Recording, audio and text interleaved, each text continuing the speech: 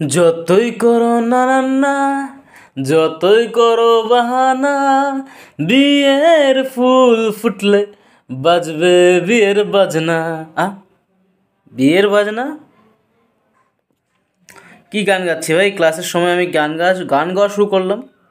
আরে হ্যাঁ, আজকে আমি তোমাদের জন্য গানই গাচ্ছি বলতে গেলে। না, তো অ্যাকচুয়ালি গান গাচ্ছি না, তোমাদের বুকের মধ্যে যেটা মেন বেঙ্গলি আছে, তোমার মেন বেঙ্গলি বুক যেটা তোমাদের বাংলা সেকেন্ড ইয়ারের, সেইখানে একটা চ্যাপ্টার আছে ফুলের বিবাহ বাই বঙ্কিমচন্দ্র চট্টোপাধ্যায়।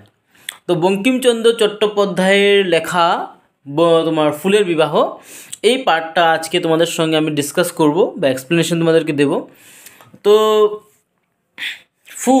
ফুলের বিবাহ, দেখো, যেটা আমার আমার কোনো একটা স্টোরি বলার আগের বা যে কোনো জিনিস পাঠ করার একটা নিয়ম আছে, টাইটেল দিয়ে ধরার চেষ্টা করো।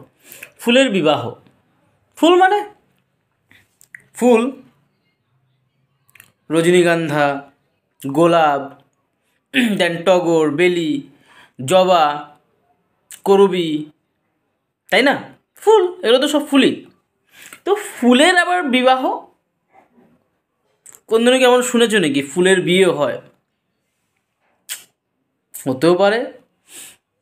বঙ্কিমচন্দ্রের জন্য সব কিছু পসিবল, বঙ্কিমচন্দ্র চট্টোপাধ্যায়ের জন্য সব কিছু পসিবল ভাই, সব কিছু পসিবল। তিনি আফিং খেতে খেতে কী করে দেয়, কোথার থেকে কী কাহানি বানিয়ে দেয়, no one can understand that really. তো ফুলের বিবাহ সম্ভব। তো যা দেখা যাক কাহানিটা কী, আমরা জানার চেষ্টা করি। তো কাহানিতে আসার আগে বঙ্কিমচন্দ্র চট্টোপাধ্যায়ের বিষয়ে তোমাদের জেনে নেওয়া উচিত। সেটা আমি অলরেডি তোমাদেরকে একটা চ্যাপ্টার, যেহেতু ভালোবাসার অত্যাচার বুঝিয়েছিলাম অ্যাডভান্স বেঙ্গলি থেকে, সেখানে আমি বঙ্কিমচন্দ্রের বিষয়ে কিছু না কিছু বলেছিলাম। তো এখানেও আবার বলতে লাগবে, যেহেতু চ্যাপ্টারের মধ্যে আছে, কিছু পয়েন্ট বলবো, বাদ বাকি স্কিপ করে দেবো, বিকজ তোমাদের বুকের মধ্যে আছে, তো তোমরা সেখান থেকেই পড়তে পারো, ঠিক আছে? তো বঙ্কিমচন্দ্র চট্টোপাধ্যায়ের বিষয়ে যদি বলতে চাই, তো তোমরা ভালো মতনই জানো যে তার জন্মগ্রহণ হয়েছিল তোমার 24 পরগনার কাঁঠালপাড়া গ্রামে 1800 এক্স্যাক্টলি, এবং 8 এপ্রিল 1994 সালে তিনি মারা গিয়েছিলেন, ঠিক আছে? তো তার পিতার নাম ছিল যাদবেন্দ্র। তো দেখো, বঙ্কিমচন্দ্রের কথা যখনই বলা হয়, তিনি শুধু উপন্যাসিক ছিলেন তেমন না। যদিও বলা হয় যে কি, দেখো, অ্যাজ এ পয়েট হিসাবে বঙ্কিমচন্দ্র তার লাইফ স্টার্ট করেছিল, বা উপন্যাস বা কাব্যের জগতে তিনি পা রেখেছিলেন অ্যাজ এ পয়েট হিসাবে প্রথমত। কিন্তু পরবর্তীকালে তিনি মানে খ্যাতি লাভ করেন তোমার অ্যাজ এ উপন্যাসিক। তো তার রচিত উপন্যাসের সংখ্যা টোটাল টিল নাও 14টা আছে তোমার, ঠিক আছে? 14টা তোমার উপন্যাস আছে। তার মধ্যে তুমি কয়েকটা ফেমাসের যদি বলি, ফেমাস মানে বিখ্যাত, তোমার সেখানে আসবে তোমার কমলাকান্তের উইল, কৃষ্ণকান্তের উইল, ঠিক আছে?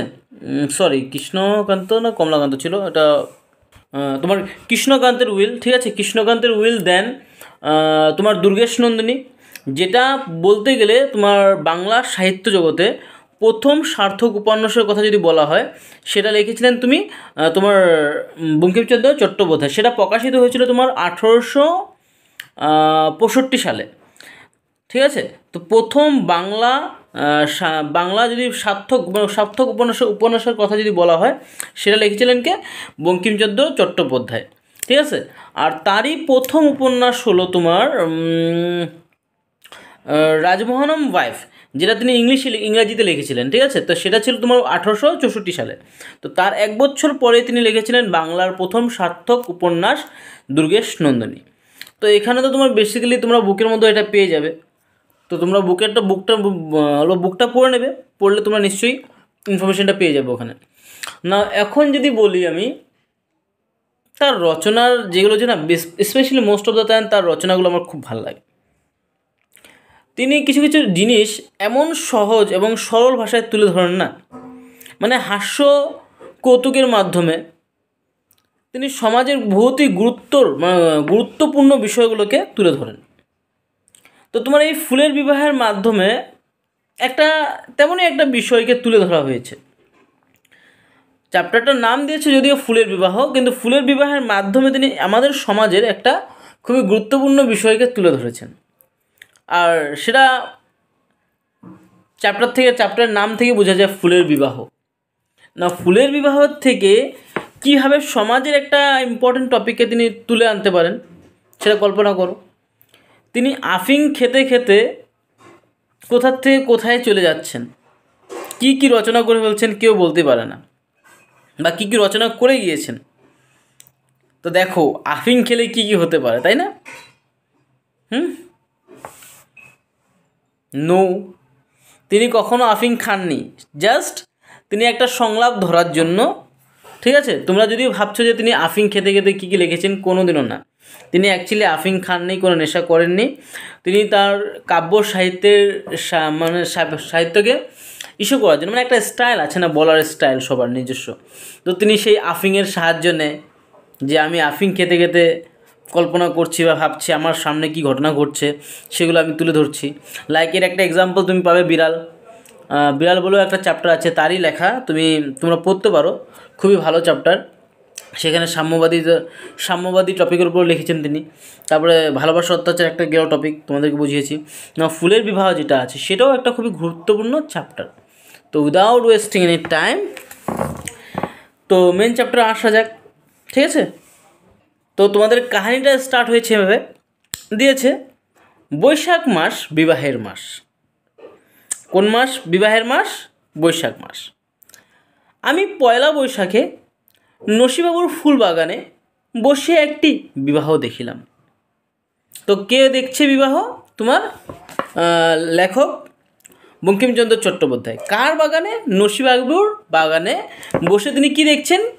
একটা বিবাহ দেখেছেন। তো তিনি যে বিবাহটা দেখেছেন নসিবাবুর বাগানে বসে বসে, সেই ঘটনাটাই আমাদের ফিউচার, আজকে বর্তমান তোমরা পড়ছো, তো তোমাদের জন্য তিনি আগেই মানে ইন ফিউচার অ্যাডভান্সেই তিনি লিখে যাচ্ছেন। অ্যাডভান্স মানে অ্যাকর্ডিং টু হিম, তার সময়। আজকে দেখো তিনি অনেক আগেই মারা গিয়েছেন, বাট আজকে তার লেখাটা আমরা পড়ছি। তো তিনি সেটাই বলছেন যে ভবিষ্যতের লোকদেরকে শিক্ষা দেওয়ার জন্য এই বিষয়ে বা জানানোর জন্য আমি এই জিনিসটা লিখে যাচ্ছি। তো ফুলের বিবাহ, দেখো বৈশাখ মাস যখনই বলা হয় আমাদের হিন্দু সমাজে ভালো মতনই জানো যে বৈশাখ মাস পড়লেই মানে বিবাহের আওয়াজ, ঢাক ঢোল সব জায়গায় বাজতে শুরু হয়, জোকার বাজতে শুরু হয়, জোকার দেওয়া শুরু হয়। বিকজ বেসিক্যালি তোমাদের হিন্দু সমাজের মধ্যে যেটা আছে, বৈশাখ মাস বলা হয় যেটা তোমার বিবাহের সিজনের জন্য খুবই ভালো সময়, সেটা তো বলা হয়। তো এখানে তোমার পয়লা বৈশাখের দিন, ঠিক আছে, পয়লা বৈশাখ, তো পয়লা বৈশাখের দিন তোমার বঙ্কিমচন্দ্র চট্টোপাধ্যায় নসিবাবুর বাগানে বসে বসে তিনি একটা বিবাহ দেখলেন। সেই বিবাহটা ছিল অ্যাকচুয়ালি তোমার গোলাপ ফুল এবং মল্লিকা ফুলের সঙ্গে, মানে গোলাপ লাল গঙ্গোপাধ্যায়, তোমার এখানে গোলাপ ফুল যেটা, আর মল্লিকা ফুল। তো এখানে পাত্র হলো তোমার এই কাহিনীর মধ্যে, পাত্র হচ্ছে তোমার গোলাপ, ঠিক আছে, আর পাত্রী হচ্ছে কি তোমার মল্লিকা ফুল। তো সেখানে ইন্ট্রোডাকশনটা দিয়ে অল্প ভালো মতন দেখো কি বলছে। মল্লিকা ফুলের বিবাহ, বৈকাল শৈশব অবসন্ন প্রায়, কলিকা কন্যা বিবাহযোগ্য হইয়া আসিল। কন্যার পিতা বড় লোক নহে, তাহাতে আমার অনেকগুলি কন্যা ভারগ্রস্ত। সম্বন্ধের অনেক কথা হইতেছিল, কিন্তু কোনোটা স্থির হয়নি। তো এখানে বলছে তোমার বিকাল শেষ হয়ে গেল, শৈশবকাল মানে বৈকাল বা শৈশবকাল সব কিছুই শেষ হয়ে তোমার কলিকা কন্যা বিবাহযোগ্য হইয়া আসিল। কন্যার পিতা বড়লোক নয়, কলিকা কন্যা বিবাহযোগ্য হইয়া আসিল, কন্যার পিতা বড়লোক নয়, তাহাতে আবার অনেকগুলি কন্যা ভারগ্রস্ত। সম্বন্ধে অনেক কথা হইতেছিল, কিন্তু কোনোটা স্থির হয়নি। এখান থেকে কিছু বুঝলে? কোনো কিছু বুঝে যায়নি। আচ্ছা, এখন যদি কাহিনীটা আমি এইভাবে আনি, যে ধরে নাও আমার প্রতিবেশীতে কোনো একজন লোক আছে যার তোমার অনেকগুলো কন্যা আছে, পুত্রী আছে, ঠিক আছে। তো এখন যখন যেই ঘরে বলা হয়, নর্মালি আমাদের কি হয় সমাজে, যেটা আমি সমাজের কথা বলছি না, তোমার যে ঘরে অনেকগুলো কন্যা পুত্রী থাকে, পুত্র থাকে, আমি পুত্রই বলবো, কন্যাকেও পুত্র হিসাবে বলবো, ঠিক আছে, থাকে, তাদের ঘরে দেখবা যাদের প্যারেন্টসের অল্প বেশি প্রবলেমই হয়। বেশিরভাগ আমি যেটা দেখেছি কি নিজের লাইফে আমি এক্সপিরিয়েন্স করে দেখেছি, অনেক অনেক লোকে এমনই আছে। তো তাদের জন্য কন্যা পুত্র হলেও তাদের মানে একটা চিন্তাধারা থাকে যে কখন মেয়েদেরকে বিবাহ দেবে, ঘর থেকে বিদায় দেবে, ওটা একটা টেনশন লেগে থাকে, ঠিক আছে। তো ঠিক তেমনই তখন দেখো নর্মালি কী হয় যে যেখানে যে সময়ের কথা বলা হয়েছে না, যে সময়ের কথা বলা হয়েছে, তখন বিবাহ কত বছর হতো তোমরা ভালো মতন জানো। যেটা তোমার যেটা 1800 দিকের সময়কালের কথা বলা হয়েছে, তখন বিবাহ বয়স কত ছিল সেটা তোমরা সবাই জানো। হার্ডলি 10, 12, 14 বছর বয়সে বিবাহ দেওয়া হতো মেয়েদেরকে, ঠিক আছে, বাল্যবিবাহ যেটাকে বলা হয়। তো সেই হিসাবে যদি বলি, দেখো তোমার শৈশবকাল পার করেই, ঠিক আছে, বাল্যকাল পার করার পরেই কী হয়, যেটা বাল্যবিবাহ তো হতোই আগেই, বাল্যকালে থাকতেই তোমাদের কী করতো, বিবাহ দিয়ে দিতে হতো। যেমন এখনও যেটা হয় বর্তমান, যখনই আমাদের কৈশোরকাল শেষ হয় অনেক মেয়েদেরকে বিয়ে দেওয়া হয়, এটা একটা রিয়েলিটি, এটা একটা, সেটাই সবাইকে অ্যাকসেপ্ট করতে লাগে। তো এখানে মল্লিকা ফুল বলতে অ্যাকচুয়ালি মল্লিকা ফুলের কথা হয়নি, এখানে আমাদের সমাজের মধ্যে যেটা অ্যাকচুয়ালি ঘটে, তোমাদের মহিলাদের বা মেয়েদের কন্ডিশনের কথা বলা হয়েছে। যখন কোনো মেয়ে তোমার শৈশবকাল পার করে, বা সেই সময়ের কথা বলছি, অ্যাকর্ডিং টু মানে সেই সিচুয়েশনটা মনে করো, তো শৈশবকাল পার হয়ে আসলে কি হয়, তার বিবাহের যোগ মানে শুরু হয়। এখনও বর্তমান দেখা যায় যে তোমার 18+ করলো বা 21+ করার সঙ্গে সঙ্গে মেয়েদের বিবাহ দেওয়ার জন্য তোমার সম্বন্ধ আসা শুরু হয়ে যায়। তো ঠিক তেমনই তো তোমার মল্লিকা ফুল যেটা ছিল, তারও বয়স হয়ে এসেছে বিবাহের। তো কন্যার পিতা বেশি বড়লোক নয়, এখন তার মধ্যে বলেছে মেয়ের ঘরের বাবা, যে মেয়ের বাবা, সে বেশি বড়লোক নয়, তাহাতে আবার অনেকগুলি কন্যা ভারগ্রস্ত। এখন দেখো যদি অনেকগুলো মেয়ে আছে, আর যার অনেকগুলো মেয়ে আছে, এবং তোমার তার বাবা অত বড়লোক ঘরের লোক না বা বড়লোক নয়, তো তার জন্য তো প্রবলেম হবেই, সেটা নর্মাল কথা, সাধারণ কথা, ঠিক আছে। তো এখন কি বলছে দেখো, সম্বন্ধের অনেক কথা হইতেছিল, এটা তোমাদেরও জানো, আমাদের সমাজে সম্বন্ধ, একটা কথা আছে না, মনে রাখবা, জন্ম মৃত্যু বিবাহ কার সঙ্গে হয় কেউ বলতে পারে না। তো যখন বিবাহের কথা চলে, তখন ভালো মতনই জানো যে বিভিন্ন লোকের সঙ্গে তোমার সম্বন্ধ চলতে থাকে, কারোর সঙ্গে হয়, কারোর সঙ্গে পাকা হয়, কারোর সঙ্গে পাকা হয় না। তো সেটাই, অনেক পাত্র এসেছে, অনেক লোক ঘুরে গিয়েছে, মেয়েকে দেখে পছন্দ করেছে, বাট কারোর সঙ্গে বিয়ে ফিক্স হয়নি। সম্বন্ধের অনেক কথা হইতেছিল, কিন্তু কোনোটা স্থির হয়নি। উদ্যানের রাজা, ঠিক আছে, উদ্যানের রাজা মানে বাগানের রাজা, স্থলপদ্ম নির্দোষ পাত্র বটে, কিন্তু ঘর বড় উঁচু, স্থলপদ্ম অতদূর নামিল না। এখন দেখো, যখন আমরা আমাদের ঘরে বা আমাদের সমাজে যখন আমরা পাত্রকে খুঁজি, সবসময় তো আমরা চাই যে আমাদের মেয়েকে আমরা ভালো ঘরেই বিয়ে দিই, যেখানে তোমার ধনী বড়লোক ঘর হোক, যেখানে মেয়ে সুখে শান্তিতে থাকবে। বাবা মারা তো সেটাই ভাবে যে তার মেয়েরা ইন ফিউচার গিয়ে এরকম একটা ঘরে যাক, যেখানে তাকে ফাইন্যান্সিয়াল ক্রাইসিস ভুগতে না হয়, সুখে শান্তিতে সে থাকতে পারে, ভালোভাবে থাকতে পারে, সেটাই চায়। তো এখানে বলছে কি, অনেক সময় দেখো আছে না নাকি, আমাদের সমাজে একটা কথা বলা হয় যে একটা ডায়লগই আছে, বামুন হয়ে চাঁদে হাত দিতে চাও, কথাই আছে, বলা হয়। তো এখানে দেখো স্থূলপদ্ম যেটা বলা হয়েছে, স্থলপদ্ম, পদ্ম তো জানোই, যেটা হলো মাটিতে হয়, একটা মাটিতে হয়, একটা জলে হয়। তো স্থলপদ্ম যেটা আছে তোমার মাটিতে, যেই পদ্ম জন্মগ্রহণ করে, তো তিনি হলেন উদ্যানের রাজা, বাগানের রাজা, ফুলের মধ্যে রাজা হলো তিনি। তো তার জাত উঁচু, ঠিক আছে, উঁচু বংশ, ধনী পরিবারের বলতে পারো। তো এখন মেয়ের বাবা তো সেই উঁচু বংশের না, অত উঁচু বংশের না, ইভেন ধনীও না। তার মানে এখানে এটাই বলা হচ্ছে, দেখো আমরা যখন সম্পর্ক স্থাপন করি বা সম্পর্ক যখন আমরা খুঁজি মেয়েদের জন্য বা ছেলেদের জন্য, আমরা সেম ক্লাস খোঁজার চেষ্টা করি। মোস্টলি এটা তো করেন তো সমাজের মধ্যে, বেশি বড় হলেও অ্যাকসেপ্ট করে না, বা বেশি নিচু হলেও অ্যাকসেপ্ট করে না, সবাই চায় সমান সমান যাতে হয়, সেটাই। তো স্থূল পদ্মর মধ্যে মানে ছেলে, এখানে বলা হচ্ছে অ্যাকচুয়ালি যে তোমার স্থূলপদ্মের কথা যদি বলা হয়, সে তোমার কী হবে, উচ্চ জাত বংশের ধনী ঘরের লোক। তো তেমন লোকের সঙ্গে যেহেতু মল্লিকা ফুলের বাবাহের স্ট্যাটাসটা মেলেনি, তার জন্য তার সঙ্গে তার সঙ্গে বা স্থলপদ্মের সঙ্গে বিয়েটা হলো না, বা স্থলপদ্ম অতটা নিচে আসেনি যে নিজের স্ট্যাটাস দেখেছে যে আমি একজন এত ভালো পাত্র, আমার এত নাম দাম আছে, এত টাকা পয়সা আছে, ঘরবাড়ি আছে, সব কিছু আছে, তাহলে আমি কেন একজন নিচু ঘরের মেয়েকে বিয়ে করতে যাব। তো সেটা দেখে স্থূলপদ্ম বিয়ের জন্য আসেনি। নেক্সট, জবা এই বিবাহে অসম্মত ছিল না, কিন্তু জবা বড় রাগী, কন্যাকর্তা পিছাইলেন। এখন দেখো, জবার সঙ্গে কার পাত্র তুলনা করা হয়েছে, বলা হয়েছে জবা বিবাহের জন্য রেডি ছিল, তার মানে আর একটা পাত্রের কথা বলা হয়েছে, মনুষ্য পাত্র, যে বিবাহের জন্য তৈরি ছিল। কিন্তু জবার বলা হয় কি, জবার কালারটা কি, লাল, তাই না, রক্তজবা লাল। তো রক্তজবাকে দেখতে বলা হয় রাগের সঙ্গে, ক্রোধের সঙ্গে তুলনা করা হয়েছে। তার মানে এমন একটা পাত্র, মনুষ্য পাত্র, যে বিবাহের জন্য রেডি ছিল, তৈরি ছিল, কিন্তু সে ছিল বদমেজাজি, তার প্রচণ্ড রাগ। তো তেমন একজন পাত্রের সঙ্গে মল্লিকা ফুলের বাবা ভাবলেন, না, আমার কন্যা কেমন একজন পাত্রের সঙ্গে আমি বিবাহ দেবো না।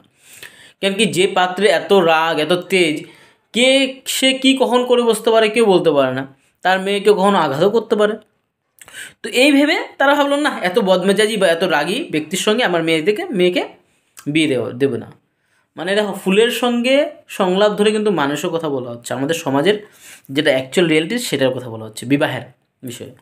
নেক্সট, কিন্তু জবা রাগী, কন্যাকর্তা পিছাইলেন। গন্ধরাজ পাত্র ভালো, ঠিক আছে, গন্ধরাজের কথা বলা হয়েছে, সে পাত্র ভালো, কিন্তু বড় দেমাগ, প্রায় তাহার বার পাওয়া যায় না। কিন্তু দেখো, আমি বলছি গন্ধরাজ, এর মনে মনুষ্য আছে যে পাত্র হিসেবে খুবই ভালো, কিন্তু আছে নাকি একটা অহংকার লেভেল, আমরা যে একটা লেভেল দেখাই, ভাই আমার এত সে আছে, হ্যান আছে, তেন আছে, দেখাই কি না, আমি এটা জানি, ওটা জানি, এত গুণী, এত জ্ঞানী, লাইক দিস। তো দিস এরকম অনেক লোকও আছে। তো সেখানে বলছে গন্ধরাজ যেটা আছে, সে পাত্র যদিও ভালো ছিল, কিন্তু তার বহুতই বড় দিমাগ। তো এমন দিমাগ থাকা লোকের সঙ্গে দিয়ে কী লাভ আছে, যে সবসময় নিজেরটাই ভাবে, নিজেরটাই দেখে, আমি এটা জানি, এটা জানি, ওটা জানি, পরেরটা না দেখে সবসময় নিজেরটাই দেখে। তো তেমন পাত্রের সঙ্গে জমলো না কিছু, তো তার লোকে বিয়েটা ফিক্স হলো না। নেক্সট কি বলছে, এরূপ অবস্থায় অব্যবস্থার সময়ে, মানে এমন একটা সময়ে, অব্যবস্থার সময়ে ভ্রমররাজ ঘটক হইয়া মল্লিকা বৃক্ষ সদনে উপস্থিত হইলেন। তিনি আসিয়া বলিলেন, গুনগুন মেয়ে আছে। তো এই তো দেখো, এখন দেখলো, তো যখন মানে মল্লিকা ফুলের বিবাহের কথা চলছিল, বা পাত্র তার জন্য আসছিল, কখনো পাত্র মেয়েকে পছন্দ করে না, বা তার বংশকে পছন্দ করে না, নিচু জাত পছন্দ করে না, আবার অনেক সময় পাত্রীপক্ষীরা যেহেতু ছেলের গুণ মেলে না দেখাকালীন, মানে না মেলাকালীন, ওরা কী করছিল, তোমার বিবাহের জন্য মানা করছিলেন, ঠিক আছে। তো এমন সময় যেখানে তখন মল্লিকা ফুলের বিবাহের কথা চলছে, বা দেখাশোনা ছেলে পাত্রপাত্রীর দেখাশোনা হচ্ছে, তখন সেখানে উপস্থিত হলো তোমার কে, ভ্রমররাজ। না, ভ্রমররাজ কে, দেখো এখানে অ্যাকচুয়ালি ভ্রমররাজ হলো কেউ না, ভ্রমররাজ হলো ঘটক। কে, ঘটক। তো ঘটকের কাজ কি সেটা তোমরা ভালো মতোই জানো, পাত্র পাত্রী দেখে ভালো সম্পর্ক নিয়ে আসা এবং সম্পর্ক একটা গড়ে তোলা, ঠিক আছে। তো এখানে সেই ঘটকের কাজ করছে, বা ঘটকের কাজের মধ্যে বা ঘটক রূপে এসেছে কি, ভ্রমর, ঠিক আছে। তো তেমন অবস্থায় এসে ভ্রমর সেখানে উপস্থিত হলো, যখন মল্লিকা ফুলের বিবাহের জন্য পাত্র খোঁজা হচ্ছিল। তো ভ্রমর এসে বলল, গুনগুন, ঠিক আছে, পাত্র আছে কি, মেয়ে আছে কি, পাত্রী আছে কি, মেয়ে আছে কি। মল্লিকা ফুলের বৃক্ষের উপরে গিয়েছিল, বসেছিল কিন্তু, হ্যাঁ। তো মল্লিকা বৃক্ষ পাতা নাড়িয়া সায় দিলেন, আছে। সে বলে, না, হ্যাঁ আছে ঘরে, বা আমাদের যেটা অ্যাকচুয়ালি আমাদের মধ্যে হয়, যখন কোনো তোমার স্পেশালি দেখবা যারা ঘটকালি করে বা যারা ঘটক, তারা কি করে, মেয়ে ছেলেদের অনেক কিছু ফটো রাখে, বা কোন ছেলের জন্য কোন মেয়ে ভালো হবে, ভালো সম্পর্ক এনে দেওয়ার চেষ্টা করে, তাই তো।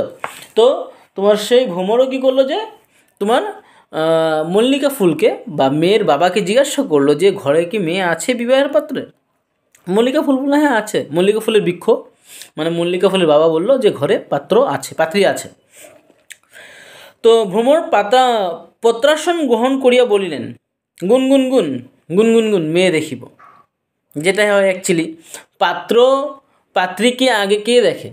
আগে দেখে ঘটক দেখানোর পরে সে সম্পর্ক মেলানোর চেষ্টা করে, যার যেটা রিকোয়ারমেন্ট আগের থেকে শোনা হিসাবে, সেই হিসাবে তাদের পছন্দ মতো বা যার যেটা রিকোয়ারমেন্ট ছিল সেই হিসাবে পাত্রীদেরকে খুঁজে আনে, তাই তো।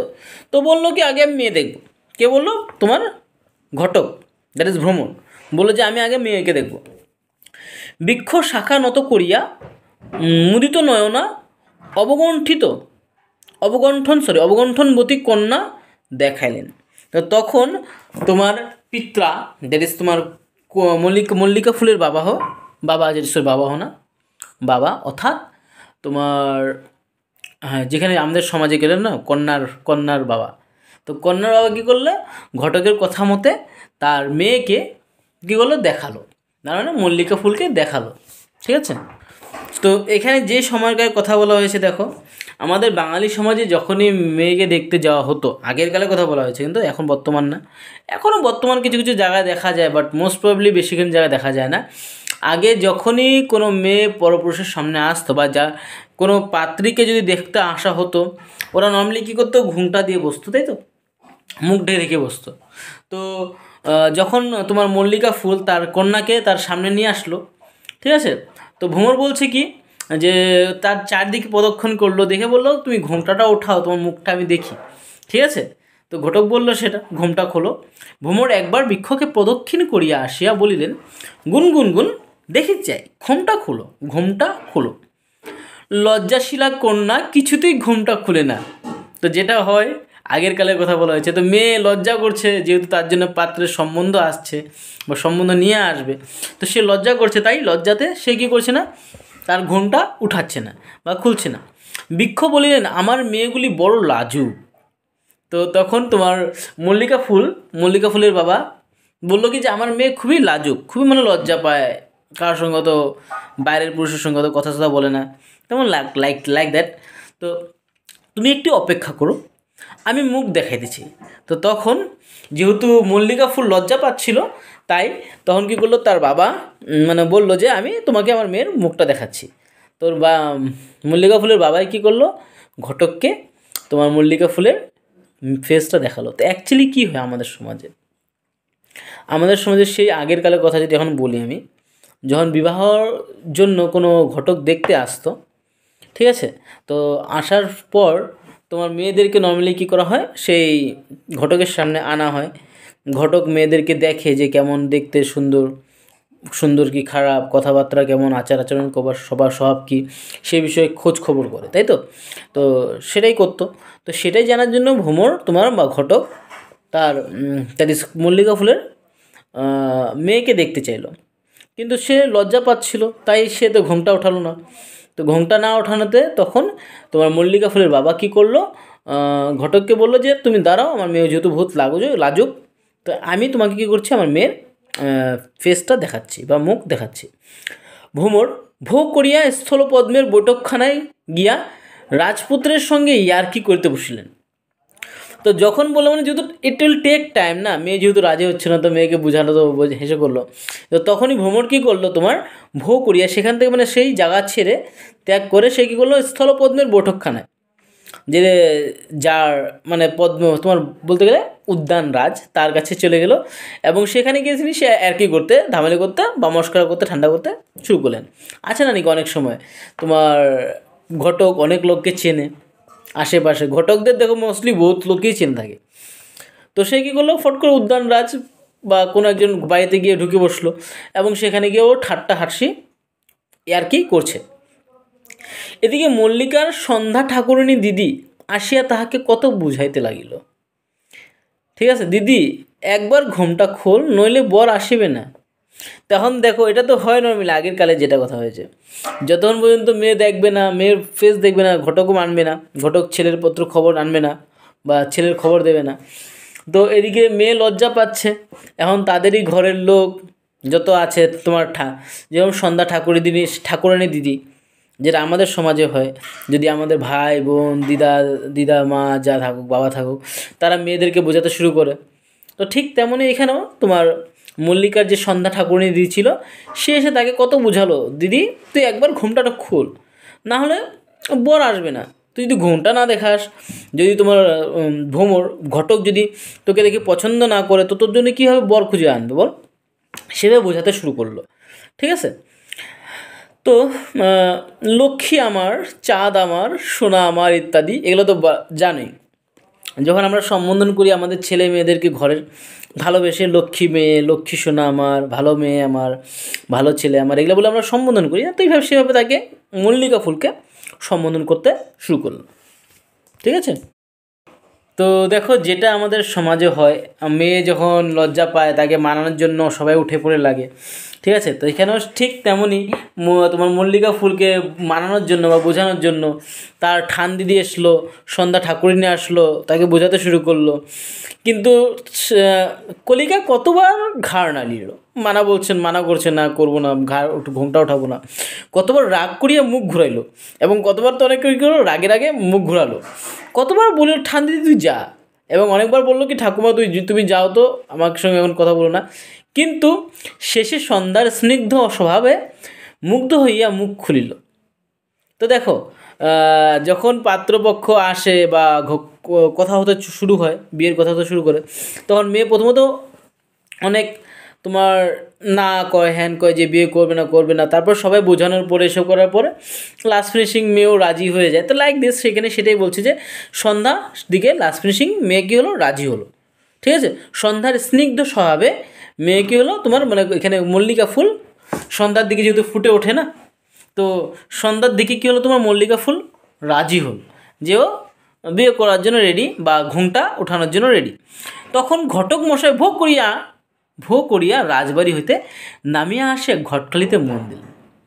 তো যখনই তোমার মল্লিকা ফুল রাজি হলো, তখনই সেই ঘটক মশাই যে হলো স্থলপদ্মের ইসে গাছে গিয়ে ঠাট্টা মস্করা করছিল, হাসাহাসি করছিল, সে তখন এসে কী হয় উপস্থিত হয় মল্লিকা ফুলের গাছে বা মল্লিকা ফুলের কাছে। কন্যার পরিমলে মুগ্ধ হইয়া বলিলেন, গুণাগুণ কন্যা গুণবতী বটে, ঘরে মধু কত। দেখো এই তো এখানে কোশ্চেন আসছে এখন, দেখো তো তোমার কন্যাকে দেখার পর, পাত্রীকে দেখার পরে বলল তোমার ভ্রমর বা ঘটক বলল যে মেয়ে তো সুন্দরী, গুণবতী, অনেক কিছু আছে, কিন্তু ঘরে মধু কত। দেখো এখানে কিন্তু মধু বলতে গেলে দেখো ফুলের কথা বলছে, ফুলের কাছে কি থাকে, মধু থাকে, তাই না? কিন্তু অ্যাকচুয়ালি এখানে মধুর কথা বলা হয়নি, এখানে বলা হয়েছে ঘটক বলছে মেয়ের বাবাকে যে আপনার কত টাকা পয়সা আছে বা সম্পত্তি আছে, তার মানে আপনি বিবাহের জন্য কত টাকা খরচা করতে পারবেন বা আপনার কেমন ধরনের ছেলের প্রয়োজন, ঠিক আছে, সেটা বলছে এখানে। তো ঘরে মধু বলতে মানে বিয়ের জন্য আপনি কত খরচা করতে পারবেন সেটা বলা হয়েছে, বা কত দিতে পারবেন সেটা কথা। তো তখন মেয়ের বাবা বললেন, যেটা আমাদের সমাজেও হয়, ফর্দ দেবেন কড়ায় গন্ডায় বুঝিয়া দিব। তো মেয়ের বাবা বললো আপনি ফর্দ দেবেন, লিস্ট দেবেন, যা যা লাগে আমরা সব কিছুই দেবো। ভ্রমর বলিলেন, গুণ আপনার অনেক গুণ, ঘটকালিটা। এই তো দেখো এখন এসে গেল ঘটকালির কথা। তোমরা ভালো মতোই জানো ঘটকালির কথা কখন আসে। ঘটক যে পাত্রপক্ষকে নিয়ে আসবে বা পাত্রীকে আনবে, তার জন্য সে কিছু টাকা নেবে না, তো সেখানে সেই ঘটকালির কথা বলা হয়েছে। নর্মালি কিছু পাত্রীর জন্য সম্বন্ধ আনার জন্য ঘটকরা কিছু টাকা নিয়ে থাকে, সেটাকেই বলা হয় ঘটকালি, ঠিক আছে। তো এখানে ঘটকালি সেই ভ্রমর বলছে যে ঘটকালিটা কত দেবেন আপনি, ঠিক আছে। কন্যাকর্তার শাখা নাড়িয়া সায় দিল, তাও হবে। তো তখন তোমার যে মল্লিকা ফুলের গাছ বা মেয়ের বাবা রাজি হলো যে তুমি যা হোক, তোমার যা লাগে বা যা পাওনা হয় ঘটকালি তুমি সেটাও পাবে, ঠিক আছে। নেক্সট ভ্রমর বলি, ঘটকালির কিছু আগমন দিলে হয় না, নগদ দান বড় গুন। দেখো এই তো যেটা হয় বায়না করতে লাগে না, তো ঘুমর বলছে যদি কিছু পারেন একটু একটু, যেটা আমাদের বাঙালি সমাজের মধ্যে ঘটকরা করে, যদি একটু একটু ক্যাশ দিতে পারতেন, নগদ দিতে পারতেন তাহলে ভালো হতো, লাইক দিস, সেটাই বলছে এখানে, ক্লিয়ার। তো ক্ষুদ্র বৃক্ষটি তখন বিরক্ত হয়ে আসে, তখন মানে এই যে বারবার বলছে না কিছু টাকা দাও, হ্যান দাও, ক্যাশ দাও, তো তখন তোমার মল্লিকা ফুলের বাবা অল্প বিরক্ত হয়ে বোধ করলো, বললো সকল শাখা নাড়িয়া বলিল আগে বরের কথা বলো বরকে। তো তখন মেয়ের বাবা বলল আচ্ছা ঠিক আছে সব কিছু, মানে তিনি বিরক্ত বোধ করলেন। তো তিনি বললেন সব কিছু হবে, আপনি আগে বলেন আপনি যে বরের ইনফরমেশন দেন, বরকে, বরের বিষয়ে তিনি জানতে চান। তো তখন তোমার কী নাম, ভ্রমর বা ঘটকালি, যেটা মনুষ্যরূপে যদি আমি বলি, ঠিক আছে, তিনি তোমার পাত্রের বিষয়ে ইনফরমেশন দিচ্ছেন। তো বললেন তিনি পাত্র হলো কি, পাত্রর নাম গোলাপ লাল গঙ্গোপাধ্যায়, ইট মিনস গোলাপ ফুল, ঠিক আছে। তো পাত্রের নাম বলে দিয়েছে কি তোমার গোলাপলাল গঙ্গোপাধ্যায়, গোলাপ ফুল, তার অনেক গুণ। সঙ্গে সঙ্গে পাত্রের গুণগান শুরু করে দিয়েছেন কে, ভ্রমররাজ, ভোমরা বা আমাদের যেটা ঘটক থাকে তিনি। সকল কথোপকথন মনুষ্যে শুনিতে পায় না। তো দেখো এখন বলছে যে সকল কথা মানুষ শুনতে পায় না, আমি কেবল আফিম প্রসাদাত দিব্যকর্ণ পাইয়াই এই সকল শুনিতেছিলাম। তো দেখো এখানে বঙ্কিমচন্দ্র বলছে যে সকলে এ বিষয়ে কথা, এগুলো কথা, ফুলের কথা কেউ শুনতে পায় নাকি? ফুল কখনো কথা বলে নাকি? কখনো ফুলকে কথা বলতে দেখেছো তোমরা, শুনেছো নাকি? তো ফুল তো কখনো এরকম কথা বলতে পারে না বা ফুলের কথা শোনা যায় না। কিন্তু বঙ্কিমচন্দ্র চট্টোপাধ্যায় যেহেতু তিনি আফিম খাচ্ছিলেন বা তিনি নেশা করছিলেন, তাই নেশায় তিনি দিব্য কান পেয়েছিলেন, এবং দিব্য কান পেয়ে তিনি এই সকল কথা নরসিংহবাবুর বাগানে বসে বসে শুনছিলেন। ঠিক আছে, আমি শুনিতে লাগিলাম কুলাচর্য মহাশয় পাখা ঝাড়িয়া 6 পা ছড়াইয়া গোলাপের মহিমা কীর্তন করিতেছিলেন। এখানে কুলাচার্য মানে তোমার ঘটকের কথা বলা হয়েছে, ঘটক মহাশয় পাখা ঝাড়িয়া 6 পা ছড়াইয়া, মানে ভ্রমর যেটা আছে, ভ্রমরের 6 পা সব কিছু ছড়াই। যেরকম যখনই আমাদের সমাজে হয় না, যখন ঘটক কোনো ভালো পাত্রের কথা আনে, পাত্র পাত্রী বা যেই হোক সবার গুণগান এতই করে মানে আর কী বলবো, ঠিক আছে। তো তিনি সব মন প্রাণ খুলে যা পারেন সব কিছু বলে বসে, মানে সব কিছু তোমার মল্লিকা ফুলের বাবাকে বললেন, বা গোলাপের বিষয়ে ইনফরমেশন দিতে বললেন, বা তার গুণগান করতে লাগলেন, কার, গোলাপের।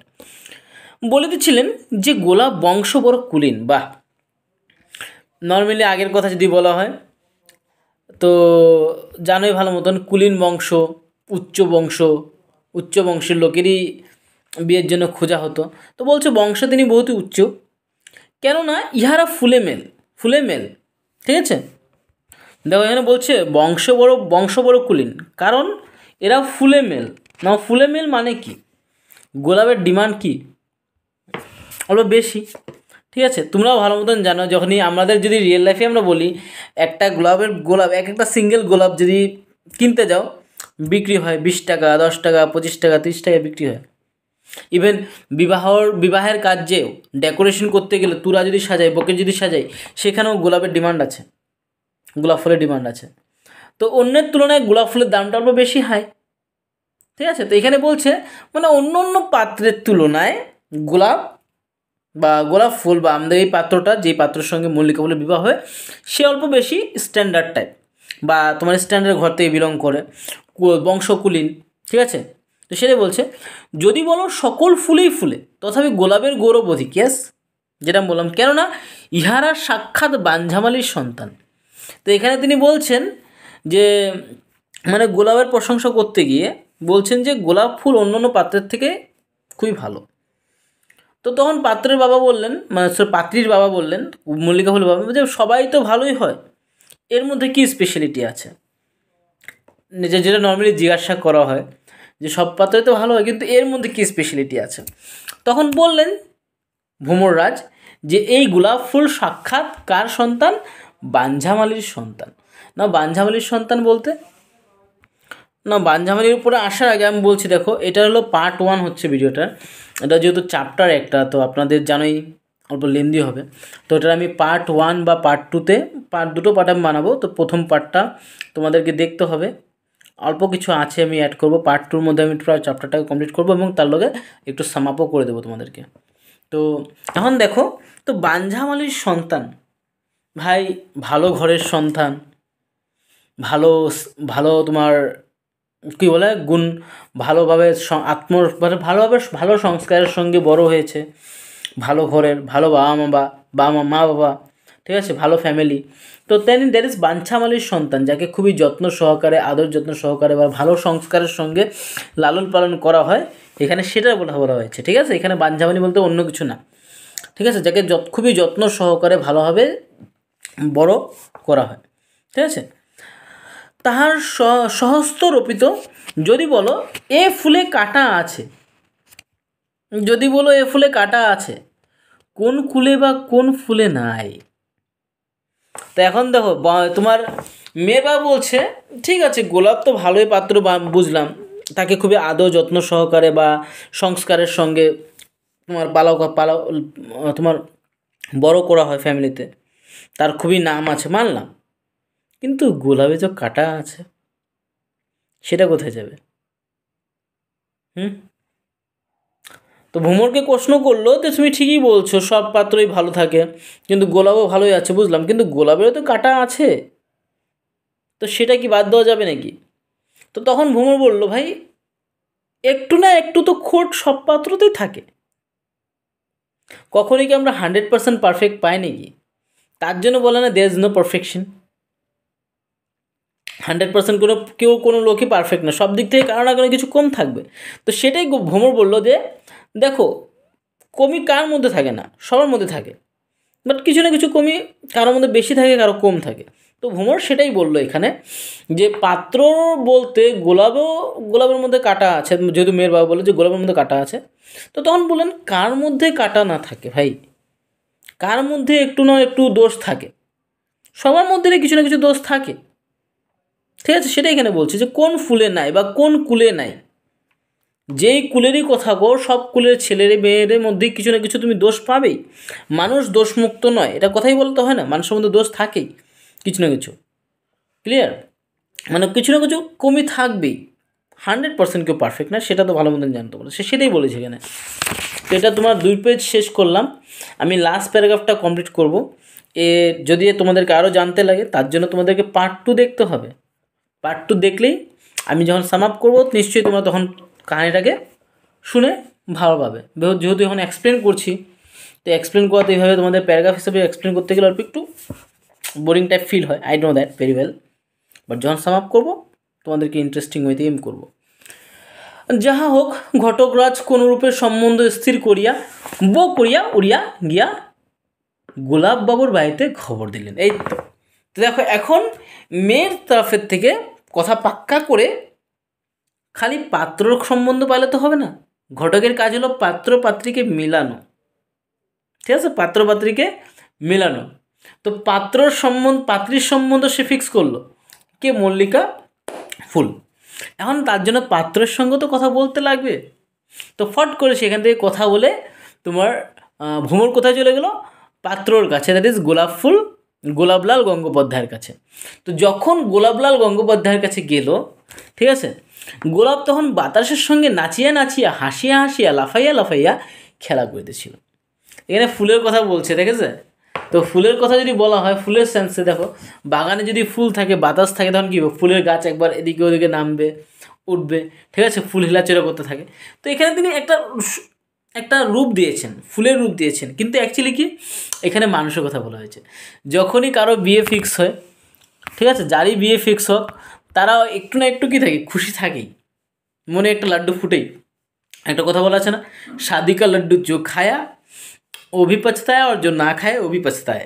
তো যদি কারো বিয়ের কথা চলছে, গোলাপলাল গঙ্গোপাধ্যায়ের তো বিয়ের কথা চলছিল, তো তার মধ্যে একটু জানোই লাড্ডু ফুটছিল, তো সে খুশিতে ছিল। তো সেটা অ্যাকচুয়ালি রিয়েল লাইফে হয়। তো রিয়েল লাইফের কথাটা তিনি গোলাপ ফুলের মাধ্যমে এইভাবে বলেছেন। নেক্সট, খেলা করিতেছে নাম শুনিয়া, তখন বলছে লাফাইয়া লাফাইয়া খেলা করিতেছে, বিবাহের নাম শুনিয়া আহ্লাদিত হইয়া কন্যার বয়স জিজ্ঞাসা করিল। তো দেখো, যখন বিয়ের ফিক্স হলো, বিয়ের কথা শুনলো যে বিয়ে করবে বা বিয়ে হবে বা পাত্রী খুঁজে পেয়েছে। তো যখন গোলাপ জানতে পারলো, সে কী করছে, একটু খুশিতে উৎফুল্লিত হয়ে জিজ্ঞাসা করছে যে মেয়ের বয়স কত। ভ্রমর বলিল আজিকালি ফুটিবে। আজিকালি ফুটিবে বলছে, তার মানে দেখো কৌশলে পা রাখবে। এখানে কথা হলো আজিকালি ফুটিবে মানে কৌশলে পা রাখবে। যেহেতু আগের কালের কথা বলা হয়েছে না, আগের কালে তো বাল্যবিবাহ হতো না, শৈশবকাল শেষ, কৈশোরকালে পা দিতেই না দিতেই বিয়ে হয়ে যেত। তো এখানে সেটাই বলছে যে মেয়ে বেশি বড় না, বেশি বয়স না মেয়ের, খুব কম বয়স, তোমার মানে কিছুদিনের মধ্যে সে কৌশলে পা দেবে। তো সেটাই এখানে বলছে। ভ্রমর বলিল আজিকালি ফুটিবে। আজিকালি ফুটিবে মানে শৈশবকাল শেষ করে সে যখন তখন কী হতে পারে, তোমার কৈশোরকালে পা দিতে পারে। তো আগের কালে তো সেটাই ছিল যে কৈশোরকালে পা দেওয়া মানে বিবাহের যোগ্য হয়ে যাওয়া। ঠিক আছে। তো এখন এরপরে আছে নেক্সট প্যারাগ্রাফ যেটা আছে, নেক্সট পার্ট যেটা আছে, সেটা আমি তোমাদের নেক্সট ক্লাসে নিশ্চয়ই বুঝিয়ে দেব। তো আজকের জন্য এই পার্টটা এখানে রাখলাম। যদি তোমাদের ভালো লাগে নিশ্চয়ই তোমরা কী করবে জানোই, লাইক, শেয়ার, কমেন্ট, সাবস্ক্রাইব করতে পারো এবং অন্যের সঙ্গে শেয়ার করতে পারো। অ্যান্ড যদি সেকেন্ড পার্টটা লাগে তাহলে নিশ্চয়ই তোমরা আমাকে জানাতে পারো, বিকজ তোমরা জানালেই তখনই আমি সেকেন্ড পার্টটা তোমাদের জন্য বানানোর চেষ্টা করব। ঠিক আছে। তো তোমাদের রেসপন্স ম্যাটার করে। তো আশা করি এতখানি যেটা বুঝিয়েছি তোমরা নিশ্চয়ই বুঝেছো। যদি পুরো সম্পূর্ণ চ্যাপ্টারটা লাগে তাহলে কমেন্ট সেকশনে গিয়ে তোমরা কমেন্ট করতে পারো।